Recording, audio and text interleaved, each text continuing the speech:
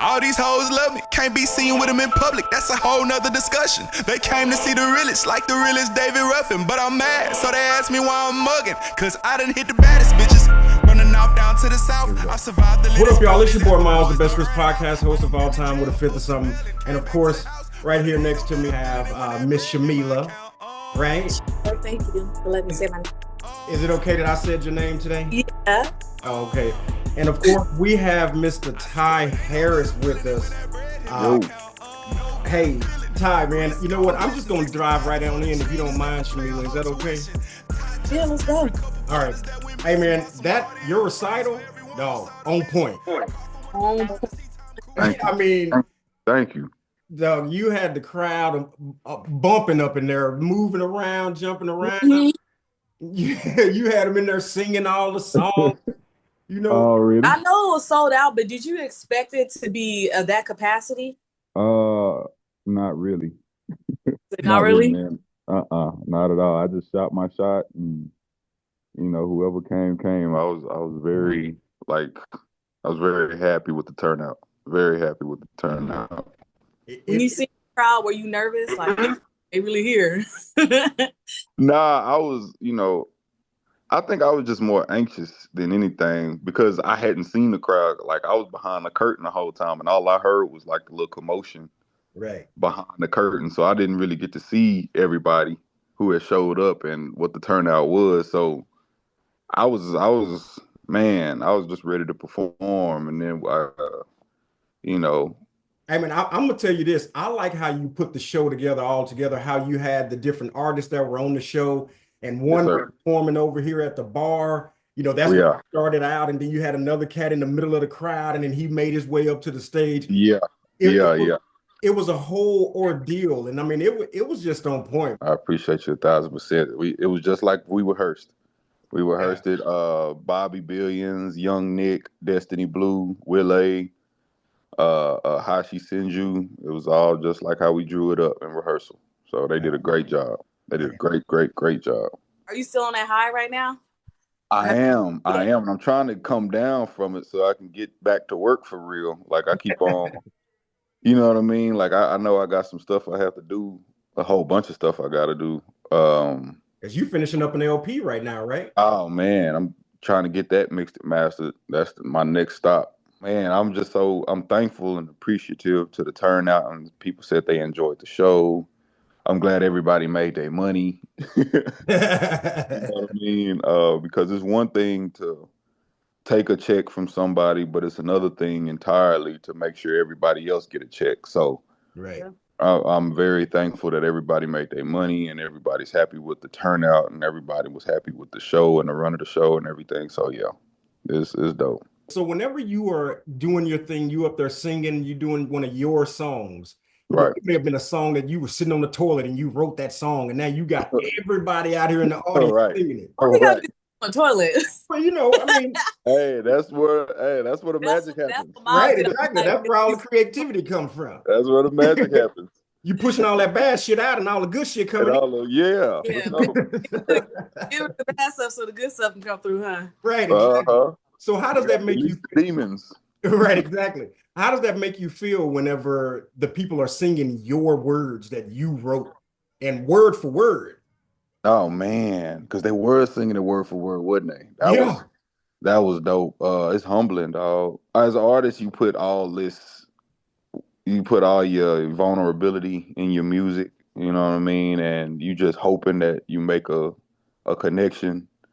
A singular connection, and just seeing that you made so many connections with people and so many people feel the same way you feel about a certain song or an idea that, like you said, you might have had while you was on the toilet, on the shower, or 3 o'clock in the morning, or just on the road driving down 67 or 35. And now you see everybody really rocking with you and feeling the same way. And, life get lonely sometime, and when you making music like that and you connect, it's a warm feeling for sure. Yeah. But you know what? You're really passionate. Like, I see people that are passionate, but I think it's like your flow and like the way you rap. I was telling Miles, I'm like, I love his style and how he raps. And thank you. But it's like, I think you have so much passion, even when you're just doing a video and I see one of your videos go viral, and I'm like, every time you perform, no matter whether it's just for social media or if it's in front of a crowd, you keep that same energy. Right. Thank you. Yeah, them words are real. Them words come from a real place, and when I say them, I trigger a real emotion. So, how do you prepare yourself, like for a show like that? lots and lots and lots of rehearsal. Okay. Lots and lots and lots and hours and doing it over and over and over and over again. And even during the show, you might not get it perfect. Sometimes the rehearsals are more perfect than the show, but just making sure you get at least 90%, 95%, kind of like dope. 95% purity. Right. You know what I mean? And, just landing and aiming for perfection, catching excellence. We aim for the stars and land on the moon. You know what I liked is that it was so diverse. There was a wide variety of people that were there. It wasn't just black people, it wasn't just white people, it was everybody. And they were all in there rocking out. Like Shamila was telling me a few minutes ago, we were standing at the bar and we were watching you, and there was just one guy. Yeah. I mean, and this guy was an Indian guy. Oh, yeah. He was like this. Okay. He was moving around and he was singing. We got some natives in the building. Yeah. Yeah. I mean, I was like, so Tye is reaching everybody. You know what I mean? Yeah. I tried to get him on film, but he was in an area where he was dark, but he was. Yeah. You remember, remember on White Chicks whenever old boy took that roofie and he was on the dance floor, he was dancing with them glow sticks. Oh man, yep. Yeah. That's what he was like. I was surprised that it was some white folks in there. I knew it. I know a few white people. I was definitely surprised. I bet you don't know no Indian people though. Yeah, man, I ain't see the Indians. I thought they was just light skinned. No, they look like us. Yeah. I was like, oh man, he just got a little something extra in his blood. But he was jamming though. already. But I like that diversity, because that is something that you want as an artist. You want that crossover, Definitely. And you had it. You know what I mean? You got it, man. Man, I appreciate it. It comes from the heart too, and it's like you really write about your experience, and I think that's why, because you can touch a lot of people. Right. People want to hear it. There was a guy that stood up and started singing while you were singing. You were on stage and there was a guy in the audience. Who was that guy? Because y'all were singing, y'all were going back and forth with each other. I'm pretty sure you're talking about Emotionally Unavailable. I'm pretty sure you're talking about when I asked my pastor to start singing, because I saw David, that's what it is. Okay. Yeah, that's Pastor Weatherall. Okay, because I was wondering, I was like, well, who is that cat? Because I don't know who that cat is. But he was up there, he was jamming, he was singing. Yeah, I actually had two of my pastors in the crowd, man. But Pastor Weatherall took the mic, because I know he likes Emotionally Unavailable as much as I do. Yeah. He always let me know how much he loved that song. I saw him, I said, go and get your song. Right, get your song. Go get your song, because I know he'll start singing a sermon about it, and he'll use that song in a sermon. So seeing him do it at the show was dope. How do they feel, or how does it make you feel knowing that your pastors are in the audience and you saying the word fuck? I don't give a damn. You say, I don't give a fuck. Hey, look, the Lord not through with me yet. The Lord not through with me yet, and it's like I tell them, hell, even Jesus hung with the sinners at some point. Right, exactly. No, well, to me, bad words aren't bad words. They're just words. They're just other words. That's how I express my art. So, right. And sometimes fuck can be a good word to use when you don't have another word to use. So sometimes fuck and shit and profanity. Yeah. And can express the thought and the emotion more so than, a better word. This is not even our language anyway, so it doesn't matter. Nah. Yeah, exactly. We ain't supposed to speak exactly. 1,000%. Somebody told us it was a bad word. Exactly. My idea of curse words are not that. I don't say a lot of it, but sometimes I do, and that's how I express myself. But my idea of how you cursing yourself, something bad that you're saying about yourself or somebody else. That's my idea of curse words. Right. So. Right. You don't have to worry about cursing, Shamila. I curse enough for us both. You do. I'm like, I probably curse enough for all three of us on this call right now. To be honest, I get mad. Miles will curse with me. I'm like, thank you. Right. So I will ask you, how did you feel about the performance? The crowd, the interaction. How'd you feel about it after it was done? Well, since it's kind of hard because I'm the one performing, right? So I'm kind of like on the outside. But like I always, like today, this last time, I was just like, man, the crowd was as much a performer as I was. Right. The crowd had a lot to do with the show, just as much as me and my co-performer. So like the crowd brings an element to the show that I don't think you would see in a normal show. Mhm. And I was very, very satisfied with the crowd's energy. I was very, very satisfied with the crowds back and forth with me and how they received it. I My side of the performance, I'm gonna always feel like I got something to, get better at. But I think I was over satisfied with my performance. But like I said, I still got some things to work on. Well, But you definitely, you mask I'm you mask it very well. So any I was of about us, to say, you see that, but I think out on the outside looking at you, we don't really see that. But not at you all. just need to work on. I feel like you'll get to the point where you are satisfied. Right. oh, oh man, There are certain performers that I see and I try to mirror their energy. You know what I mean? Because right, I'm an energy person. So right, if I feel this good energy, I try to get close to that vibe or that energy.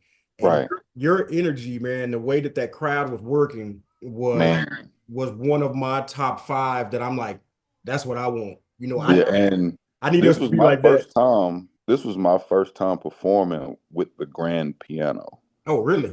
I performed with keyboards and Mhm. all that, but in front of a crowd, most of the time I'm performing without a piano, Mhm. without a keyboard. And this last journey, this late journey that we've been on with just the pushing key stuff, I knew people wanted to see me perform with a piano. So this was low key the first time I've ever performed with an actual grand. But And does it make you, are you comfortable with the piano or are you more I, comfortable I without am, it? I am, but You like are. rehearsal, lots and lots and lots and lots of rehearsal. But Right. usually, like, people say stuff about the energy when I don't have the piano. Mhm. Uh, and so hearing you say that the energy was good with the piano, because I'm sitting down, you know Right. what I mean? Right. I'm sitting down, and sometimes I'll get up, Mhm. but for the majority of the set, I'm sitting down. And Right. if you can feel the energy while I'm sitting down, that's good, man. Yeah. I'm very impressed. I'm Wait, very no, satisfied. no, no, we're the ones that's very impressed, not Yeah, you. The But crowd you know though, what? man, the When crowd impresses me. The crowd, and like that's you're bringing something different to the culture. I'm like, when I found out you were coming on the show, I was like, oh, I was so excited. I was like, oh my God, thank you. because I love your videos. Yeah. And I just feel like you're bringing something different to the culture. Everybody can like, no one like having a recital as a rap artist like that's dope to me. Yeah. Thank you. Thank you so much. Thank y'all for coming, man. Thank y'all. No Really enjoy problem. it. Thank I you love for having us. Thank you. it. So, Thank you.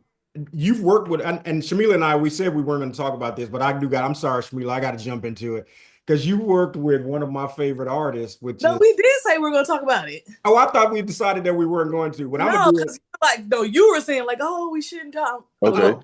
Okay. Yeah, because I wanted it to be focused mainly around the recital, but Mhm. you worked with one of my favorite artists, which is Akeem Ali. Right on. How was that, man? How was that? That was, I mean, he threw me a bone. That was one of the most genuine artists that I've ever come into contact with. Oh wow. Um, we were both going viral at some of the same time, and then I was getting ready to hit him up in the DMs. And next thing you know, I look on Twitter, and he had already hit me Hit up. you up. Yeah. So, man, I flew to Atlanta, and we knocked that shit out quick, fast, like lightning. And you would think an artist of that stature and an artist, that's not even from the city, you would think that that would be harder than it was to do, which it ain't no easy feat, but you know, you go through a lot of egos. I go through having to deal with a lot of egos just in the city, Oh, yeah. and ain't half as out there as he is. Right. So just having Akeem Ali and being able to do that and being able to work with him, that was definitely a blessing and definitely genuine. Yeah. 1,000%. Yeah, that was on point. That was on point. Have you, did any of them congratulate you on your recital? Any of the names you've worked with? The first person to text me. Really, was he? Oh, that's when I put the promo video out, he was the first person to text me. Oh, that'll work. That'll work. First person. Before we get off, do you have any other shows coming up pretty soon? Anything you want to promote? We working on Atlanta. Tye Harris recital in Atlanta and or Houston. Okay. Hey, man, we'll be flying to Atlanta. Yeah, because I'm about to be there. If you need some hosts, all you got to do is hit us up. We the bomb ass when it comes to hosts, man. Anyway, you might as well have us come on host for you. Hey, come on. Let us do it. Yeah, man. But tell everybody. I mean, they already know, but tell everybody how they can find you and all that good stuff. Then we're gonna get off of here. Oh man, find me everywhere on all platforms, whether it's Twitter, YouTube, Instagram, Facebook at Tye Harris 32. That's at Tye Harris 32. That's what's up. Well, again, man, congratulations on the recital. It was the bomb.com. I don't know if people still say that. I'm old, so I say old shit. It's your thing. It's my thing. I'm gonna keep that shit in my back pocket. Thebomb.com. That's all right. that in a bag of potato chips. That's right. That is exactly right. That was next. No, man, but we really do. We really appreciate you sitting down with us, man. And again, congratulations on the recital. And can't wait for the next one, man. And again, if you ever need us, let us know. We're here. Thank you so much. Thank y'all so much. She you know what? I think you just got a new groupie, dog. That's what happened. Nah, she ain't no groupie. Man, I'm she ain't no groupie. She's not a groupie. She's just a big fan. How about that? Oh, really? Yeah. And they're wrong with that. And likewise. That's right. All right, brother. Well, again, we appreciate you, man. And we'll holler at you here in a little bit. All right? All right, man. All right. Peace out. They went on interviews and said I was moving backwards. Who moving backwards? Let me hear you say, who moving backwards? Who moving backwards? Not that owl. I can't wait to see what come about during that Mo 3 trial. Who moving backwards? Who moving backwards? Not that owl. Fuck that rat face ass nigga, that bitch nigga move foul. Who moving backwards? Who moving backwards? No. He's your man. He sent the dropping in as Ghazi for Mo 3s and